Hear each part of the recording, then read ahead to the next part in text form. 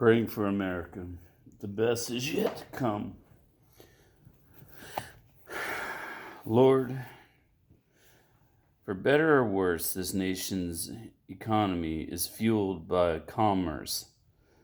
Be with the Treasury Department and all who manage our nation's finances. May their hearts reflect the words of our currency. In God we trust. Amen.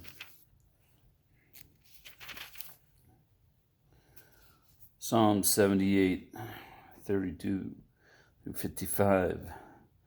But in spite of this, the people kept sinning. Despite his wonders, they refused to trust him.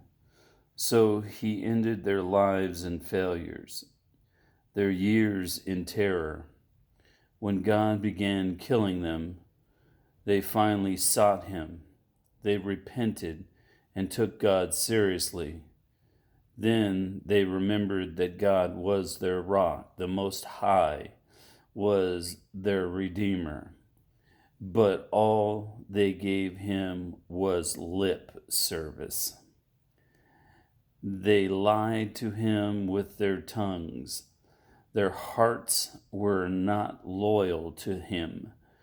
They did not keep his covenant, yet he was merciful and forgave their sins, and did not destroy them all. Many times he held back his anger and did not unleash his fury, for he remembered that they were mere mortals, gone like a breath of wind that never returns.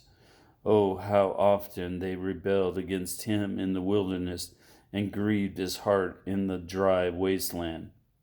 Again and again they tested God's patience and provoked the Holy One of Israel. They did not remember his power and how he rescued them from their enemies.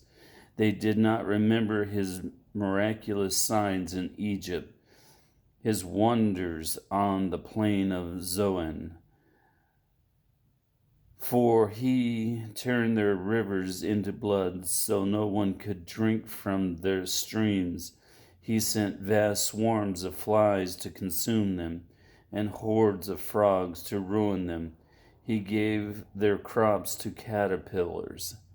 Their harvest was consumed by locusts.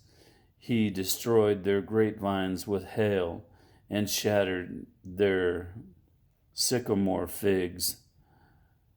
With sleet he abandoned their cattle to the hail, their livestock to bolts of lightning.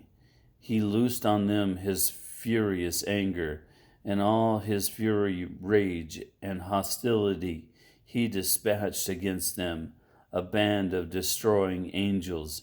He turned his anger against them. He did not spare the Egyptians' lives, but ravaged them with the plague. He killed the oldest son in each Egyptian family, the flower of youth throughout the land of Egypt. But he led his people like a flock of sheep, guiding them safely through the wilderness. He kept them safe so they were not afraid, but the sea covered their enemies. He brought them to the borders of his holy land, to this land of hills he had won for them. He drove out the nations before them. He gave them their inheritance by lot. He settled the tribe of Israel into their homes. Proverbs 24:27. Do your planning and prepare your fields before building your house. Thank you for the reading of your word, Lord, and the best is yet to come.